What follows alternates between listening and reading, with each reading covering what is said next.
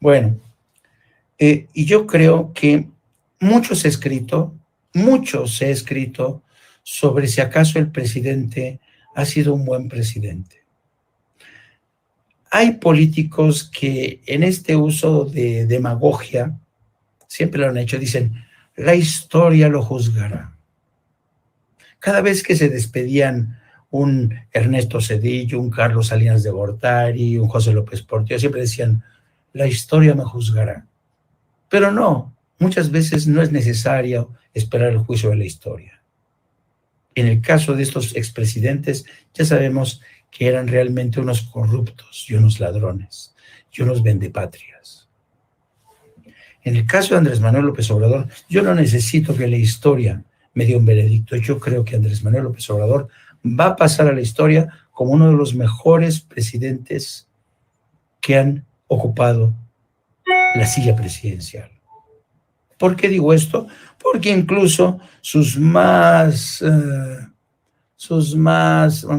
moderados críticos reconocen que Andrés Manuel López Obrador está haciendo bien las cosas, ¿no?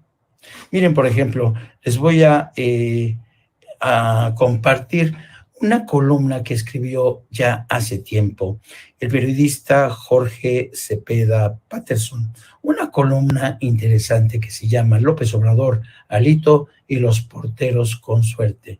El sexenio será el de menor crecimiento económico de la era moderna debido al entorno internacional desfavorable, pero la fuerza política que ha conseguido el obradorismo no tiene parangón en más de medio siglo.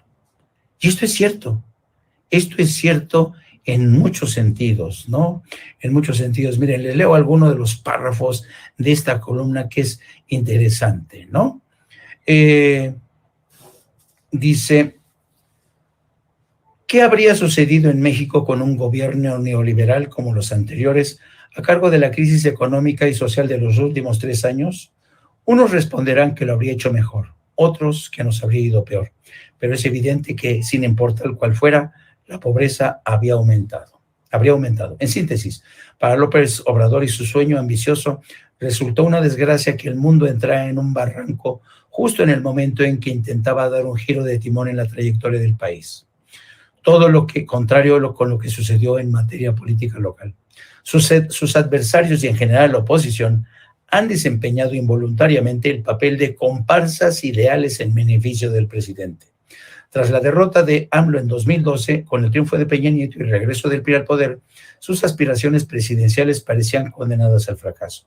Se suponía que luego de 12 años de alternancia, el PRI había aprendido la lección y regresaba reciclado y con una nueva cara para iniciar una nueva dinastía. Pero sucedió lo opuesto. La frivolidad y la corrupción volvían magnificadas, y la desatención a las grandes mayorías echó en brazos de López Obrador un porcentaje de votación no visto desde Miguel de la Madrid 36 años antes. No pretendo restar méritos a López Obrador, prosigue Jorge Cepeda, en la dura y larga tarea de construir un movimiento capaz de llevarlo a la presidencia en 2018, pero sí dar cuenta de lo mucho que lo benefició que el país estuviera gobernado por un político superficial como Peña Nieto y la conducción residiera en cuadros incapaces de entender los retos que entrañaba el país que tenía en las manos. Personajes como Luis Videgaray, Aurelio Nuño y compañía. Para fortuna de López Obrador, las cosas siguieron mejorando una vez instalado en Palacio Nacional. Sin exageración, podría decirse que tanto el PRI como el PAN pasan por el periodo de mayor pobreza en materia de liderazgos en toda su historia. Y lo digo porque al margen de ideologías, habría que reconocer que en ambas fuerzas políticas abundan los ejemplos de personajes con mayor fondo, carisma o perspectiva de los asuntos de Estado. Figuras como Manuel Cloutier, Luis H. Álvarez, Efraín González Morfín e incluso Diego Fernández de Ceballos en el PAN, o Porfirio Muñoz Ledo, Beatriz Paredes, Dulce María Sauri o Luis Donaldo Colosio en el PRI. Todos ellos contrastan visiblemente con los límites y posibilidades que ofrecen los actuales líderes del PAN, Marco Cortés, y de Alejandro Alito Moreno, ambos francamente mediocres y yo añadiría, amigos, francamente corruptos. Esta es, digamos, una lectura de Jorge Cepeda Patterson de lo que han sido estos años con Andrés Manuel López Obrador. Pero yo iría más allá incluso que Jorge Cepeda Patterson, porque hay que tener en cuenta todo, por lo que tuvo que pasar Andrés Manuel López Obrador al iniciar su presidencia.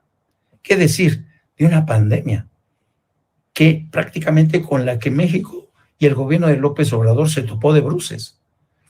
Y eso que el aparato, la infraestructura en materia de sanidad estaba por los suelos.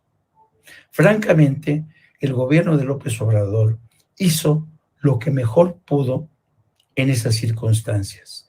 Y